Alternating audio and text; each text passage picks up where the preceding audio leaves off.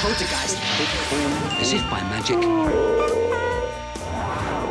Hello, Renee. We got on the first call today. Exterminate.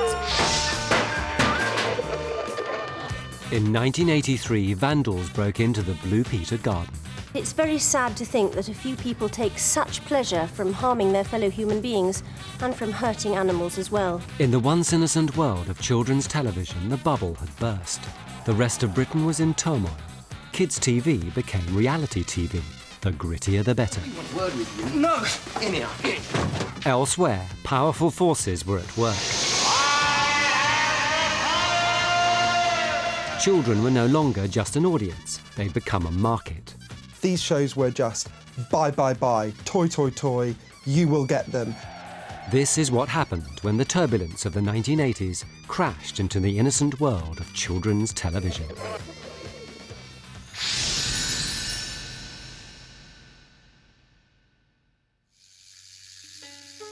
By 1981, Windy Miller and his friends from Trumptonshire had been pensioned off and returned to the music box for the last time. At the start of the 80s, there was a general feeling that all the old Watch with Mother shows were really past it and almost patronising and sort of out of step with what kids were experiencing nowadays. The BBC created 2 new shows to give the under-5s a taste of real life in modern Britain. Pigeon Street was set in an urban landscape and was reflecting life for children who were living in urban surroundings. If you lived in Pigeon Street, here are the people you could meet. It was a soap opera, It was really, yeah, wasn't it was a soap opera, and like with a soap opera, you jump from one scene to another, and there's several storylines. In the tight-knit neighbourhood of Pigeon Street, everyone helped each other through the ups and downs of city life. From saving their playground to building a vegetarian cafe, the whole community pulled together. We both used to work in Chiswick, so it was the kind of world that we'd passed through coming down the Westway in Turnham Green, and we tried to reflect some of that type of urban settings.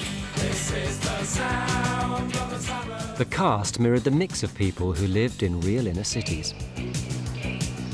If you didn't have black characters in it, it wouldn't have been very representative of the real world that we were actually living in at that point.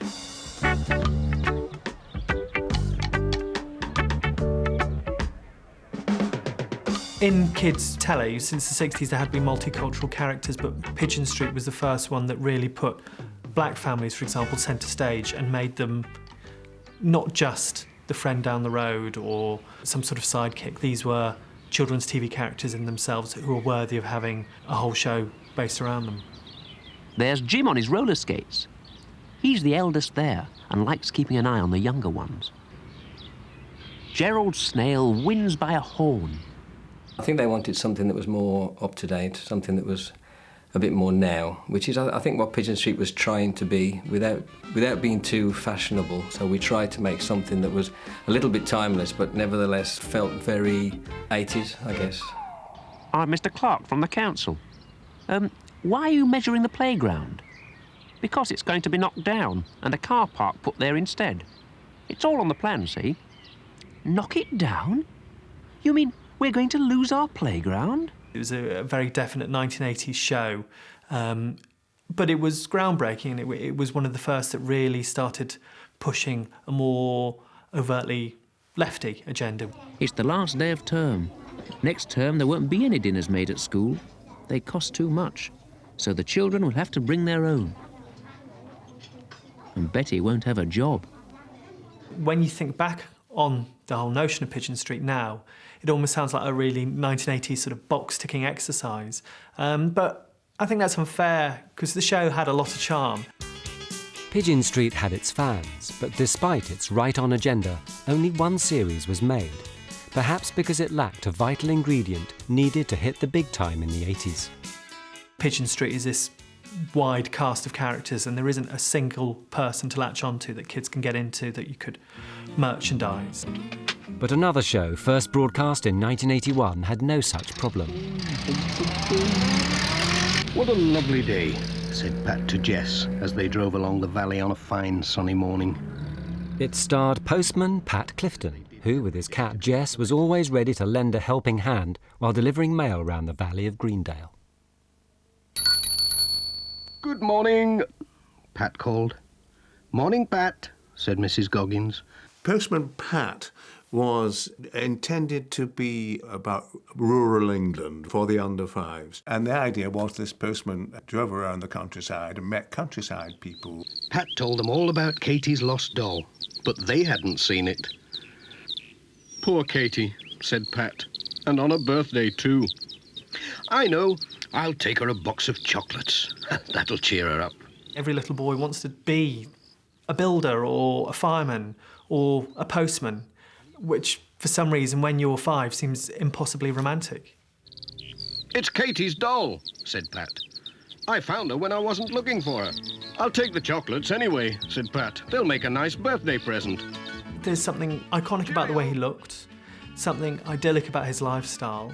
The characters, Postman Pat, Jess and the van, were the very obvious icons of the show. I suppose that caught the imagination as well. When Pat arrived at the twins' party with Sarah Ann and the chocolates, Katie gave a big smile, the first that day. It's always very difficult to say, why did something take off? It just did. A hugely attractive thing right from the word go. And they had a good song to it. Postman Pat, Postman Pat, Postman Pat and his black and white cat. For the marketing men, Pat and Jess really delivered. The Royal Mail stamped their logo on Pat's famous red van. Images of Pat and his cat were emblazoned across a host of products, from building blocks to bedspreads. For his creators, Pat was a money spinner, which was just as well. Pat feels he's a really happy man. Everybody had to become more commercial. Everybody couldn't just pour money into programming and not get anything back, because the world had changed. Commerce had changed, people got greedier, the city got greedier, share prices wanted to go up. So yes, of course it changed. Everybody changed, including the BBC. Homegrown kids' programmes faced tough competition as commercial pressures drove broadcasters to buy in hit shows from abroad, especially the US. You compare the cost of a bought-in American cartoon on a per-hour rate with, well, the top end would be costume drama, but even a domestically produced piece of animation. Buying programming in is just a very cheap way of putting stuff on the screen. But these low-cost shows did more than just fill airtime. By the power of Grayskull! He-Man had been commissioned by the American toy company Mattel. It was the first time a series made on behalf of a toy manufacturer was shown on British telly. Each episode followed the adventures of He-Man as he fought against his evil enemy, Skeletor. It was quicker, it was a little bit faster paced, it was more exciting for our children. And of course they could make it over there, whereas we didn't have the capacity in the UK to do it. I thought they were fairly crudely drawn, fairly simple-minded, and essentially dumbing down. Next time you might try knocking first. Get him! Yet children loved it. He-Man averaged between 6 and 7 million viewers every week. Keep your fangs to yourself, Beastman. When we looked at He-Man at ITV, we actually thought it might be a bit too moral, because they were very, very slam-dunk moral issues. In today's story, Skeletor was looking for a shortcut, a quick way to riches and power. Good always beats evil in the end, and we all sort of sat there and thought, wow, this is a little bit too much. Don't sell yourself short. The right way is the best way. However, it had that wonder of having 65 half hours that we needed to schedule, and so we made the conscious decision to buy it. Of course, British telly has to bring in He-Man because the kids want to meet this guy, they've heard about him. He-Man, the most powerful man in the universe. He-Man's got to be the first one that I got into. Yeah, He-Man was the early one. And I had the sword, I had the Skeletor mask, but then I remember a hell of a lot about the Thundercats. The BBC had a blockbuster of its own. Thundercats fought intergalactic villainy on the planet Third Earth.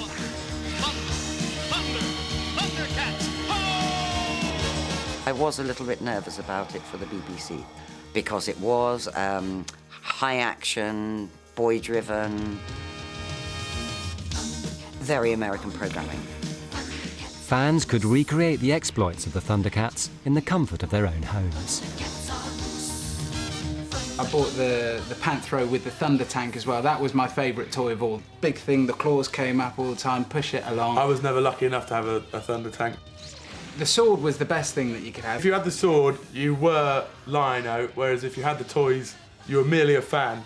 So the toys came out first, didn't they? You still had to have as many figurines as you could, and they did the different things. You give a kid a couple of Thundercats so they got one to talk to each other. And you quite Hours easily, of enjoyment. You can keep yourself occupied for hours with that, easily.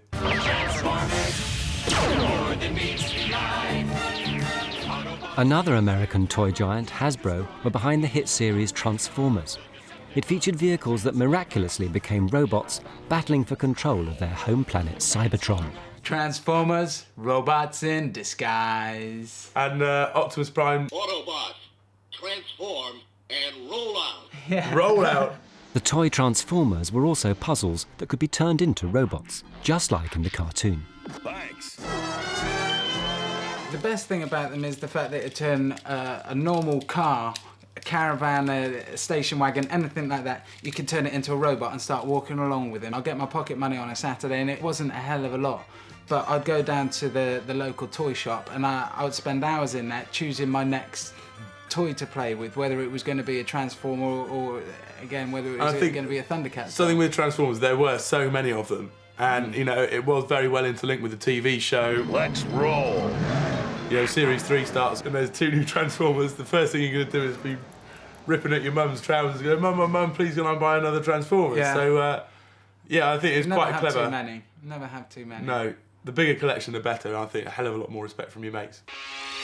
But the biggest hitters of all arrived in the late 80s when 4 pizza-munching turtles living in the sewers of Manhattan took the world by storm. The scripting was absolutely brilliant, very funny. These 4 turtles were just hilarious and did the whole superhero thing, but in a very funny way, which hadn't happened a lot before. You think they want to mix it up with us? If they do, I don't like the odds. Yeah, we were trained to fight people, not can openers. Attack! But Teenage Mutant Ninja Turtles were skilled martial arts warriors. They first appeared in a comic aimed at older children. When the concept was revised for a younger TV audience, the violence remained graphic and included the use of some weapons illegal in this country. Turtles fight with honor! Teenage Mutant Ninja Turtles was an unusually violent show for kids. The great thing about it was that here were turtles taking big swords to each other and taking nunchucks to each other and whacking people over the head. And for a British palate, that was maybe a bit on the nose. The BBC believed a name change would help them avoid controversy. We discussed the word ninja inside the BBC and just thought it did have violent connotations. Let's break some foot! At that time, England didn't know too much about martial arts or anything. It just seemed as though it was associated, quite frankly, with violent gangs. So they changed the title to Teenage Mutant Hero Turtles. We took the word ninja out of absolutely everything associated with it. Children used to do their sword fights with it, but it was all in great fun, the same way they used to play cowboys and Indians with guns and bows and arrows. Michelangelo, don't lose your patience. The whole violence thing is not what it's made out to be. When you're watching some human-sized turtles who can speak fluent English, I think you can quite understand that it's quite fictional as it is. So the fact that there's violence there doesn't really make kids want to. There was got a lot of hoo-ha, wasn't there? Mothers complaining against these turtles beating up other turtles. Cartoons like the Turtles were clearly targeted at boys who wouldn't be caught dead watching programmes like My Little Pony. That happened. What could happen? It's a beautiful day. The sun is shining. Life is wonderful. My Little Pony and Care Bears were 2 of the most quietly sick-making series I've ever seen in my life. They were so yucky and just did not gel for an English audience. I think even our girls, although they love the toys and they love what goes around them, the series were really a little bit too sicky for us. I think our girls have got a bit more oomph in them than that.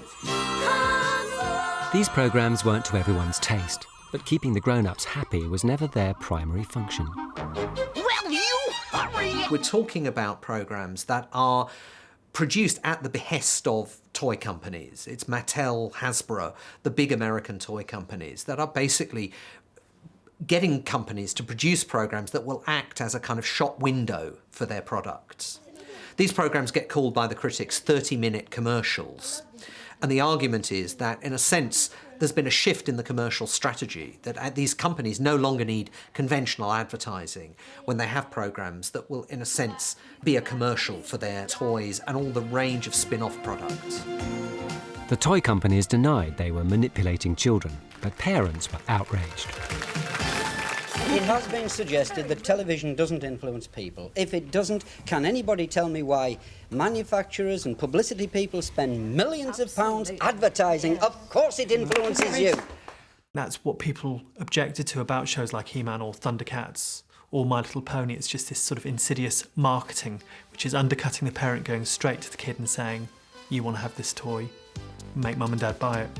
I used to get people coming to me when I was head of department with a toy saying, I'm sure that this would sell very well if you could make a film around it. This is not the right way around. A certain amount of controlled merchandising is fine in providing money in order to make the thing in the first place. But the dangers are huge.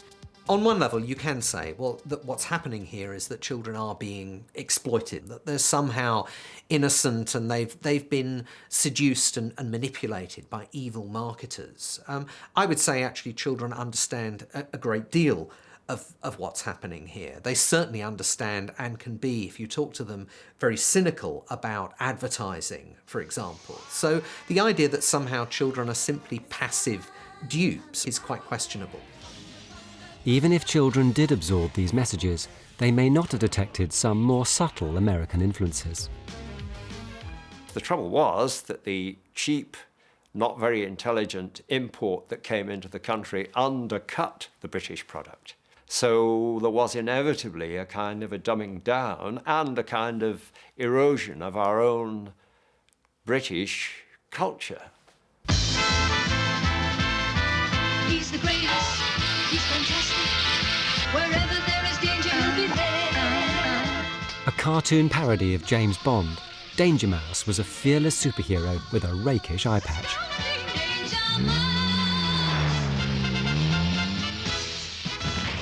Well, I suppose what made Danger Mouse British was the fact that, in part, in any case, he was based on previous British heroes, detectives, secret agents, and he was not afraid of anything, prepared to risk everything for the sake of the nation and the world. Enter at your own risk. Enter what at your own risk, Chief? The Bermuda Triangle. That's a musical instrument, isn't it? Then he had a sidekick, who was a very British sidekick, Penfold. Aha! You don't fool me. I'm not afraid of silly old hairdryers. And of course, Colonel K was absolutely your desk-bound, by Jove, Danger Mouse, etc., colonel kind of blimp character. Good show, dear.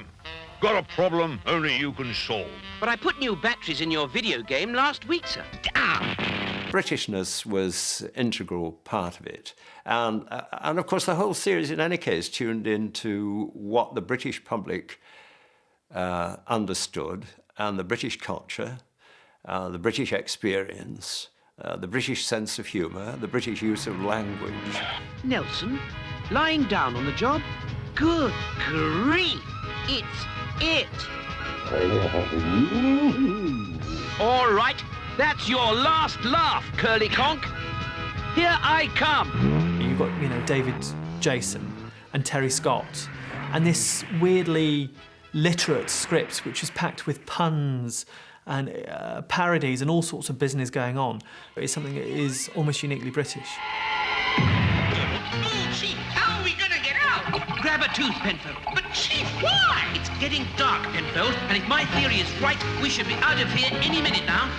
Created by Cosgrove Hall Productions, Danger Mouse was the first British cartoon to break into the American market. God, Chief, how did you know they were false? They still had the price tag on. Cosgrove Hall had been selling Danger Mouse to the Americans, and it had gone down extremely well. I don't know how to tell you this, Penfold. Yes, Chief? But we've gone off the edge of the universe. Somewhere around 84, 85, American money from a company called Nickelodeon started to come into the Cosgrove Hall productions. But with the upside of the money came the downside of the interference. Effect on people landing in, 1, slight headache. Now, I wasn't aware of very much of this until all of a sudden one of the characters in Danger Mouse had to change. Barone, you have forgotten the weapon. The Americans who had put the money in, who were actually based in New York, suddenly felt extremely uncomfortable about this because it was plain that Stiletto was, broadly speaking, a mafioso. Si, Barone. So all of a sudden, Stiletto, when we came to the next series that we made, had to be changed into a fairly similarly rough-spoken, similarly evil East End Cockney. Boy, oh, Barone, but I'll get Danger Mouse, don't you worry. But made the Americans happy, which turned out as time went on to be more and more of a consideration. As Danger Mouse struggled to hold on to his identity, another rodent was making a name for himself. Good grief. In 1983, ITV launched TVAM, their answer to the BBC's breakfast show. It was spearheaded by 5 broadcasting heavyweights. But early ratings were a disappointment. The neglected children's slot reversed the fortunes of TVAM. Its frontman, the self-styled superstar, Roland Rat. Good morning, Britain. Roland here. Caption, please. Upside down, Kevin. Roland was a cynical loudmouth from East London who'd first appeared on TVAM during its summer roadshow. Well, TVAM, unfortunately, was subject to a lot of political, I wouldn't say backbiting, although actually there was quite a lot of backbiting. And there was a lot of rat-like behaviour. And if you could survive that, you could survive anything. And fortunately for me, they didn't think children's was important, so I just beavered away and did my own thing. Excuse me, that phone is disconnected. So if you're trying to ring your agent, forget it. Within a few months, Roland propelled the audience from 100,000 to nearly 2 million. Yeah. There were a great many people taking themselves terribly seriously in the 80s. So when we did The Rat, I was very aware that it would chime in with what was going on, and it did. Yes, I'm ringing regarding Boy George. It's the studio manager here. Yes, well, he's not prepared to do the interview. I told you, he's a personal friend of mine. Yes, well, he said he's never heard of you. Well, that's charming, that is, isn't it? Well, I didn't like him anyway. There was no sense that Roland had any reverence for anything, and I think that was partly true of the 80s. You know, let's just brashly walk over everything, and we're still suffering, I think, from the residue of those times. But yes, he was very much of his time. In some ways, I think you can see that Roland Rat was a backlash against all this kind of inauthentic American product that was coming along, because it's a very surreal, distinctively English phenomenon, Roland Rat. I mean, firstly, he's a rat. His friends are vermin. You know, these are not traditional things that kids want to go and cuddle. He lives in a sewer, and there's just a huge amount of very surreal, odd humour encoded in that. Rat fans were treated to 3 chart-topping singles. The success went to Roland's head. He credited himself with single-handedly saving TVAM. Without me, the place would have gone bust ages ago. No one was watching the bilge they were churning out. The viewers only tuned in when I was on. When I was off, they switched off. Simple as that. Being the rat he was, Roland jumped ship and went to the BBC. It's Roland Rat, the series. Thank you, fans. What a privilege it must be for you all to have me, Roland Rat Superstar, in your living rooms live on a Friday night with my own brilliant new series. I love you all. Yeah. once you actually take a character like Roland out of a context where he can make fun of everything and debunk everything, and you take him seriously and you say, right, I'm going to make you a superstar, which of course he isn't. I mean, the children knew the joke was. You thought he was something he wasn't, which is something children understand very well. Of course, they gave him a show at the BBC, and of course it was a complete disaster because the joke wasn't there. Roland Rat's star had waned. After just 2 series, he was sent on extended leave. Well, Rat fans, what can I say? We've had a fab series. It's time for me to jet to the Caribbean on me Todd. Time for human presenters to step into the limelight. Puppets were restricted to supporting roles. I wanted children's programmes to have an identity of its own. This is children's programmes. These are your programmes. Not just a sequence of programmes, one following on from the other. It was a proper package.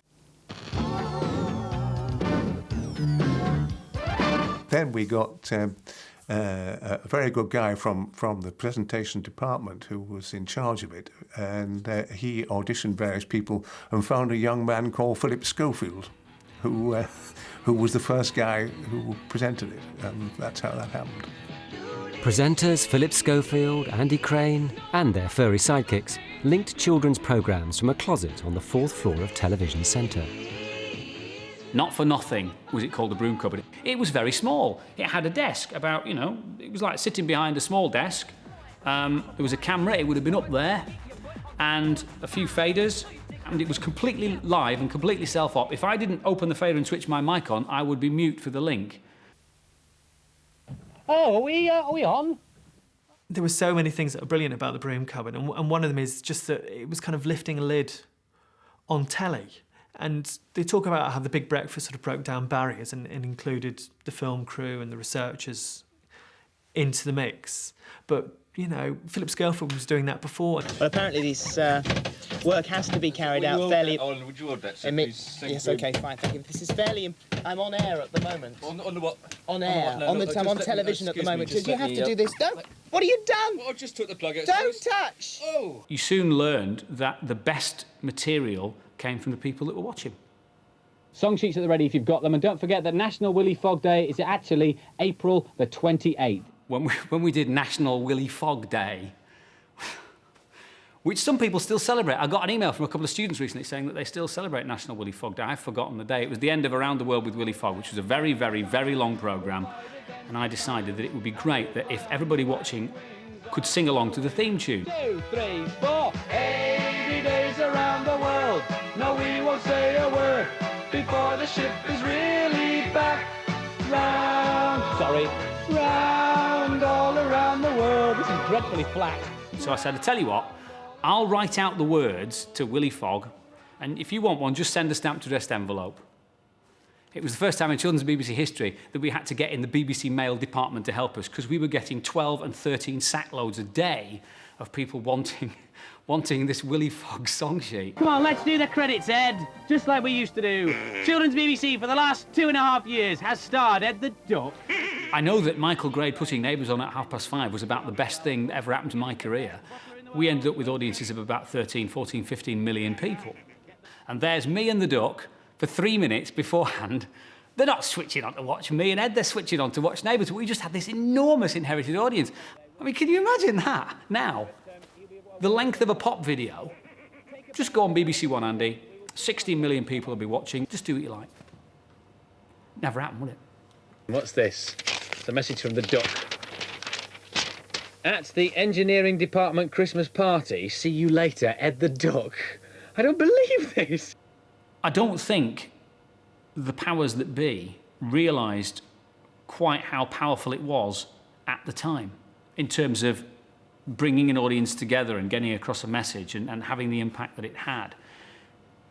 If they had, perhaps more pressure would have been brought to bear to make sure that we promoted BBC stuff and talked about BBC product and so on and so forth than we did. That we didn't was the reason it was a success. You can't have both. You can be disrespectful and anarchic and funny and naughty, and that's why people watch. So if you go, well, people are going to watch, so now be sensible and talk about BBC stuff, they'll switch off. The slot was a training ground for presenters like Philip Schofield, who broke out of the broom cupboard to become a star on Saturday mornings, forging a winning on-screen partnership with Sarah Green. Philip and Sarah were really, really special. They were one of the most perfect combinations. They had everything that perfect presenters should have.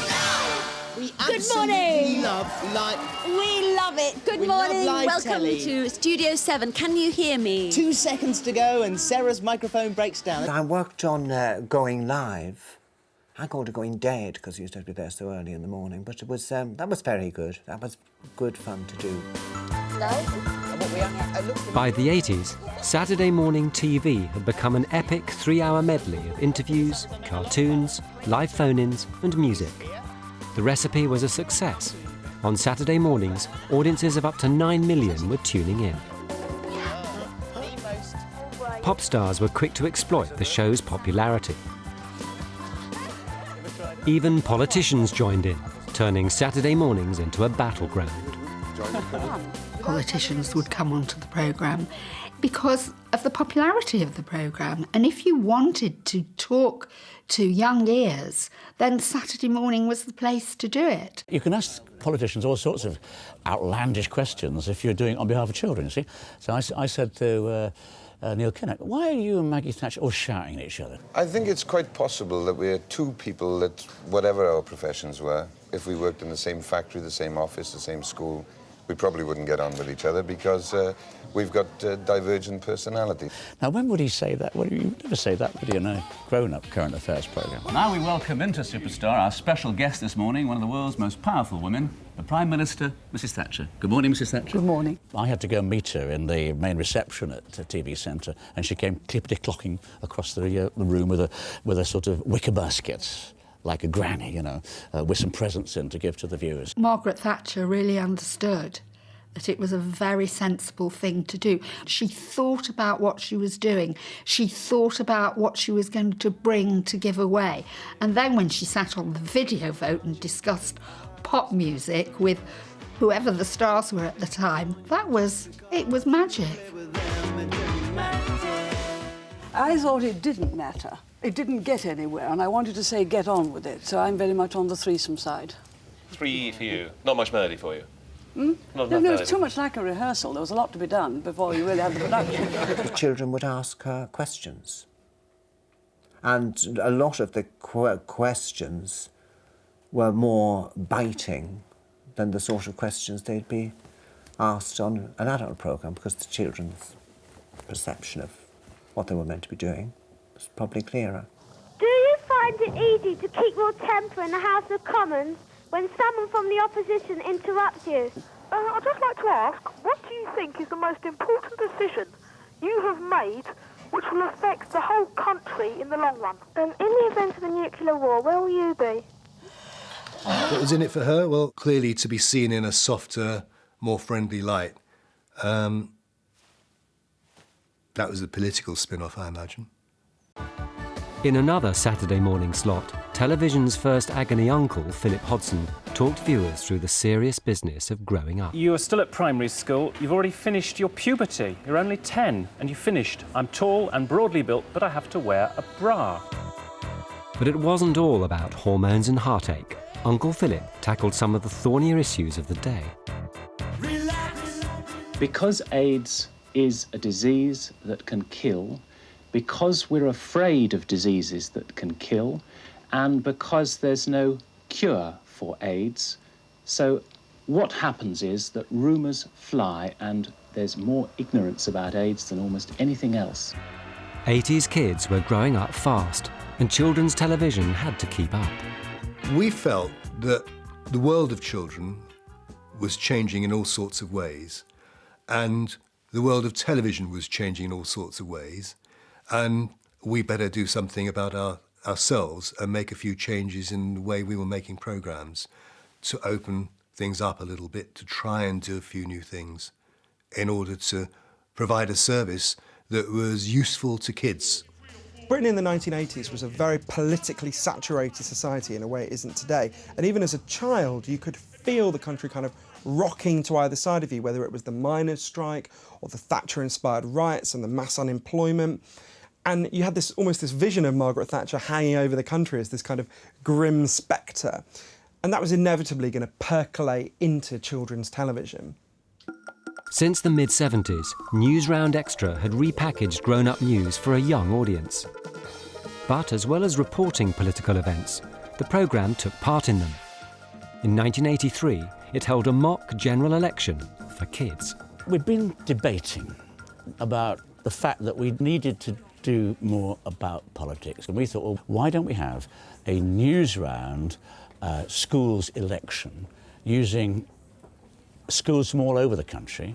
Now, in this week's Radio Times, the one with this cover, there's a special form that head teachers can fill in for schools to take part in the extra election. We had less than 3 weeks to get this together, and we ended up with, I think, about 200 schools taking part from different constituencies. The schools had their candidates, they had their hustings, they had their vote. Alliance, because they aren't going to try and get rid of nuclear weapons straight away, they're going to try and bargain them away. Conservative. Why in particular? Because their policies make sense, whereas the other parties don't. Labour Party, because I think they do more for the people. They'd bring employment down, and the Tories are no way doing enough for this country. It was a very good way of getting children involved into the political system and becoming, hopefully responsible voters. We went along to several schools to see how they got on.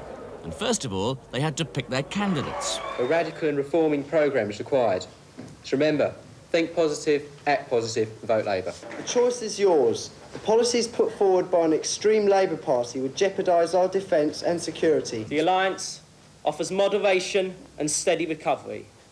The Alliance is the party of good sense. There was concern in the BBC at the time about what we were doing because it was a somewhat new idea, and obviously we had to abide by the Representation of the People Act, but also we had a little bit of fun with it as well. You have to see it in the context as well of adult television, which was incredibly and intensely politicised, whether you had Edge of Darkness making, feeding the idea that we were going to all die in a nuclear holocaust, spurred by our politicians, or Boys from the Black Stuff, which was all about mass unemployment, or even the heyday of primetime news programmes like Panorama. So television itself was a much more overt political instrument. Some of these issues were covered in children's TV's answer to Panorama, the BBC's hard-hitting documentary strand, The Lowdown. The Lowdown was the only programme that was around at that particular time that focused on heart-to-heart issues. Living in Peckham, this is a tough scene and a rough scene unless you got enough team on your side to make you realise the situation I see with my own eyes. Yeah, we live in Peckham. We just hang around here all the time.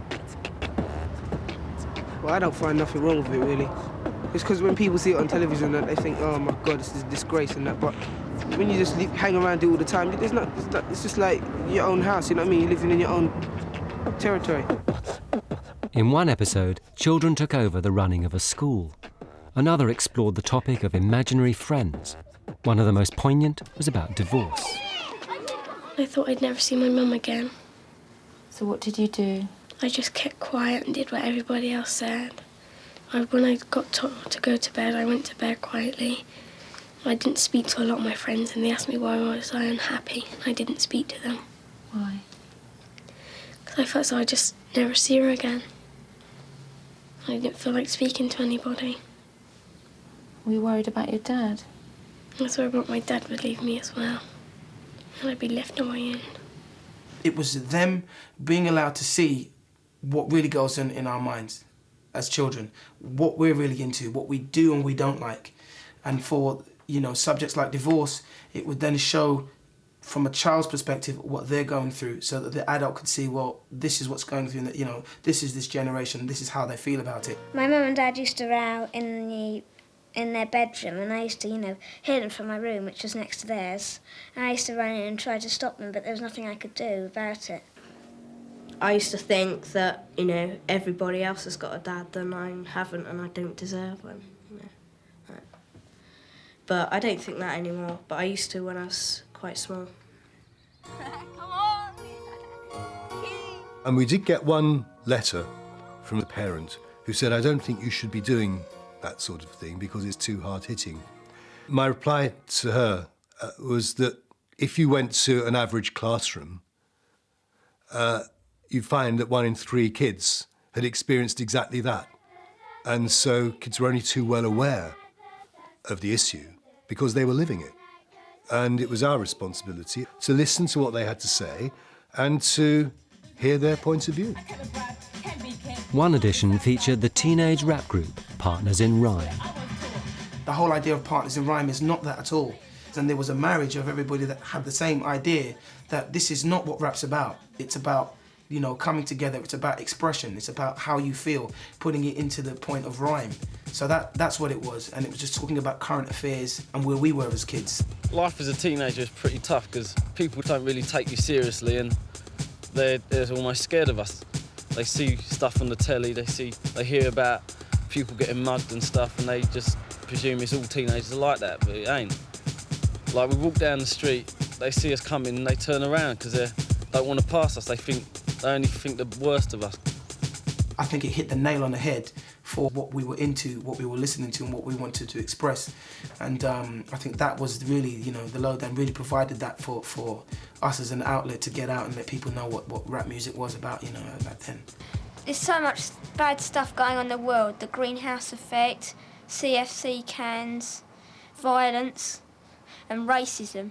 The Lowdown was a really important series because it was a proper documentary series for kids which took the subjects and the audience very seriously and explored some really difficult subjects, and I think was of a very high quality.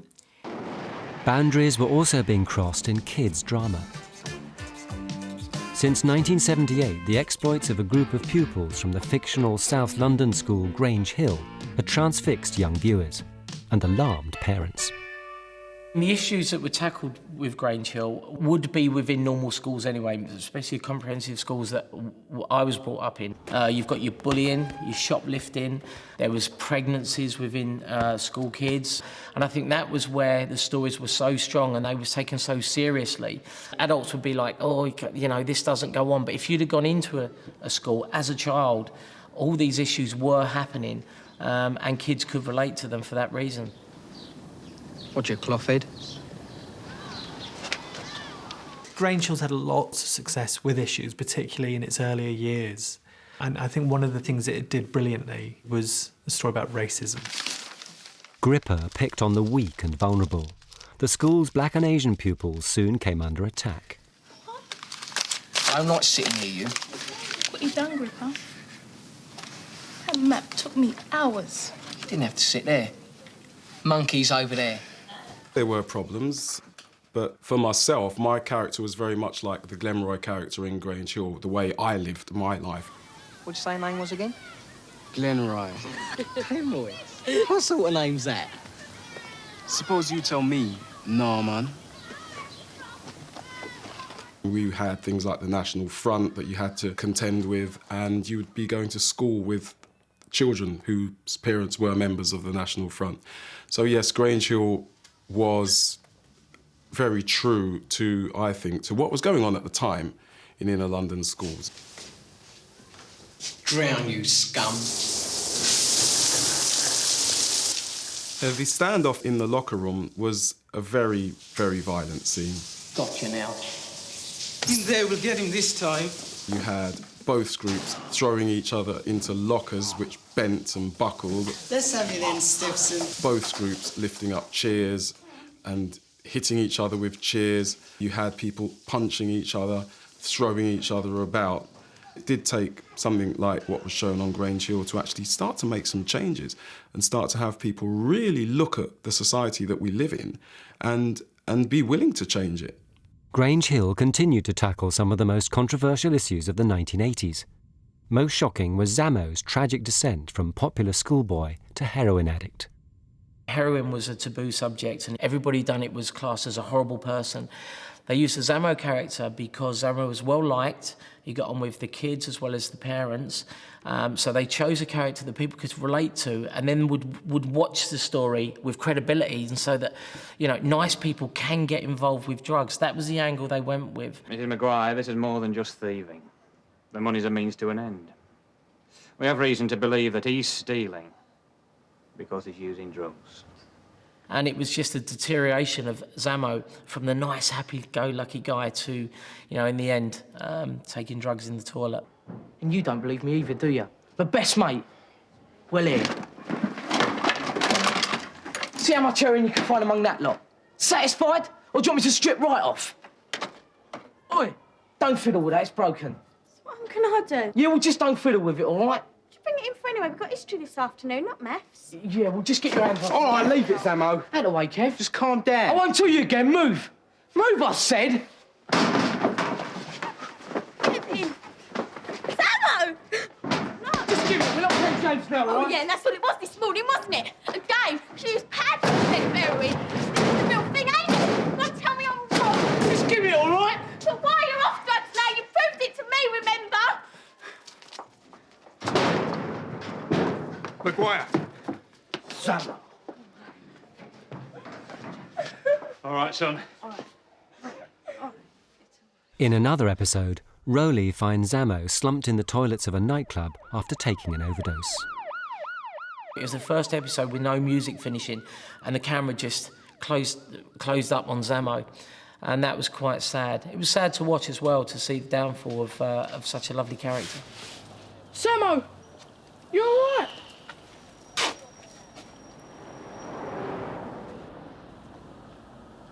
Look, you better get him out of here. Boss don't like junkies. Not only does Grange Hill do a story about heroin, it probably does the best depiction of drug abuse on telly ever, really. I think you'd be hard pushed to find a show that did it as well as Grange Hill did. Just say no. In support of the anti-drugs campaign Drug Watch, the Grange Hill cast recorded a single which reached number 5 in the charts.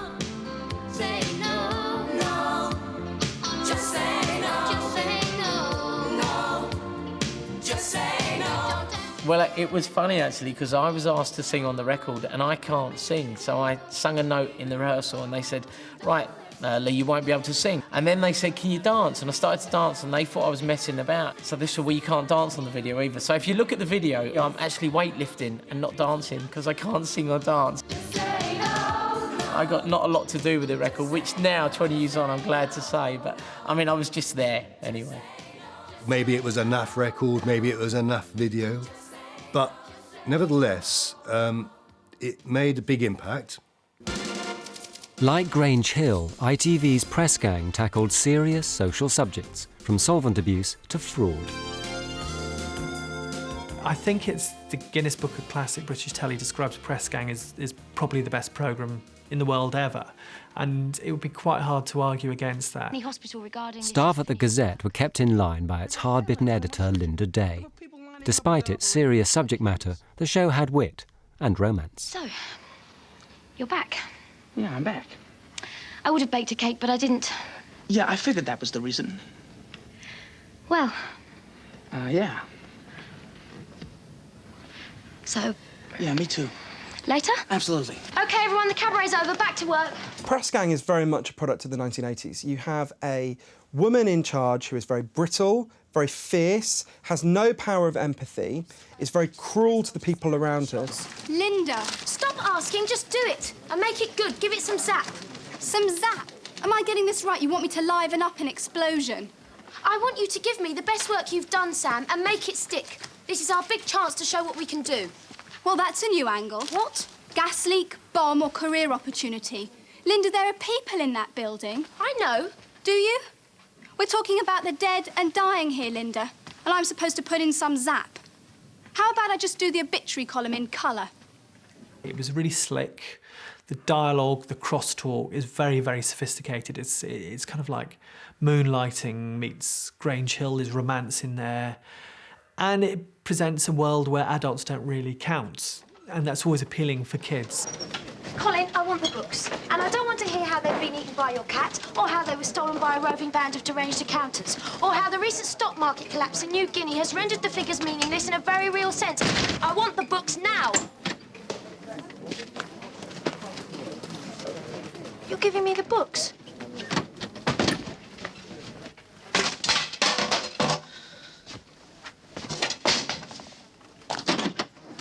Don't think you fooled me for a minute. I want the real books. The whole series tracks the consequences of Linda's complete lack of compassion and her cruelty, how it affects the people around her and how it eventually leads to her own destruction and death. And anyone who knows anything about Britain in the 1980s can see some pretty clear parallels with our own Prime Minister. Press Gang and Grange Hill ventured where children's TV had never been before. At the same time, new technology gave programme makers the opportunity to innovate. In the mid-1980s, Channel 4 broadcast Pob, one of the most unusual children's series of the era. It was destined to become a cult classic. We've always at Ragdoll been interested in what technically you can do, even if it's a bit Heath Robinson, you know, mock it together, which that was.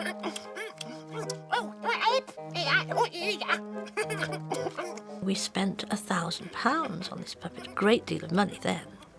So a great deal of money now even. And we absolutely didn't know what to do. Because basically what you had here was an Eastern European wooden puppet that had to be worked with rods, which would, of course, show on the screen, etc. And I couldn't afford to make another one. I had spent my entire puppet-making budget. So Pob became what he became partly through the limitations of this puppet, who was the most anti-television puppet you could imagine. So we had to dress the puppeteer from head to toe in blue lycra and paint all the rods blue and whatever. Each week, a celebrity guest tracked Pob down by unravelling a piece of wool. If in my programme you would be, wind the wool and follow me. Oh, wind the wool and follow me. Red, red, red, red, yellow, yellow, yellow, yellow, yellow. Yes, follow the wool. You know, one of our most astonishing things was being rung up by Spike Milligan, who demanded to be in the show. Because he thought it was mad, and he was, always up for anything that was a bit mad. And he had to follow the wool around the garden. The opening sequence was notorious as Pob appeared to spit on the camera lens. For some reason, he made this sound, which was later interpreted as being spitting. So he became the puppet that spat on the screen, which was not the intention at all. Pob was relatively low-tech, but throughout the 80s, children's programmes used increasingly sophisticated special effects.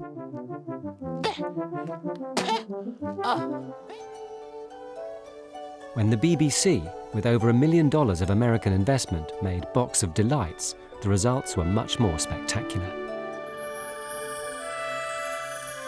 The Box of Delights was the beginning, really, of bringing back high-scale children's drama. But I have something they want. The Box of Delights. Based on a children's fantasy novel, Box of Delights featured an upper-class schoolboy, Kay Harper, striving to possess a box with magical powers. The scenes described in the book were realised on screen through state-of-the-art computer graphics. It just happened at the right time when we did it, when we were on the cutting edge of new technology and were able to combine animation, which is absolutely vital if you're going to do that story, with live acting. Now, be a stag in the wild wood with me.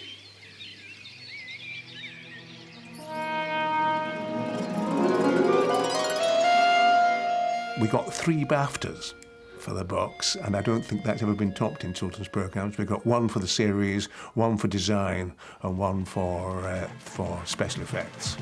The success of Box of Delights helped bring other fantasy dramas to the small screen.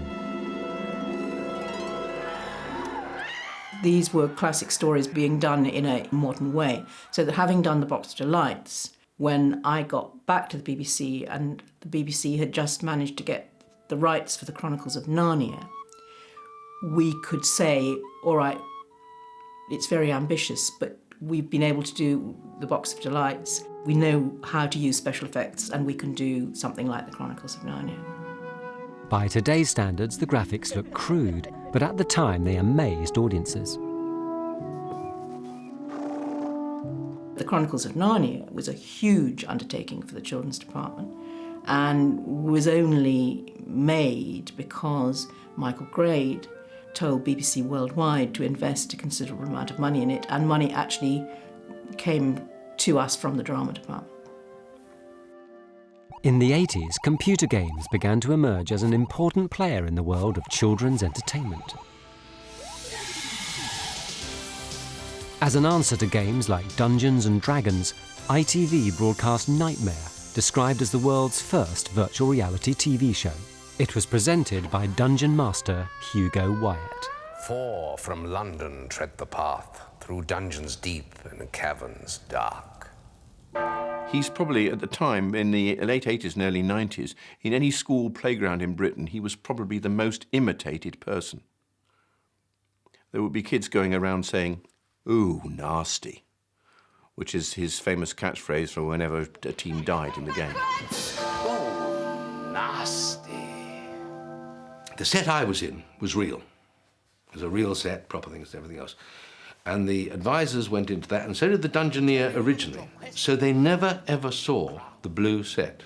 The gate is opening. Advisor, The lone Dungeoneer was blinded by a large helmet and sent into a blue screen set.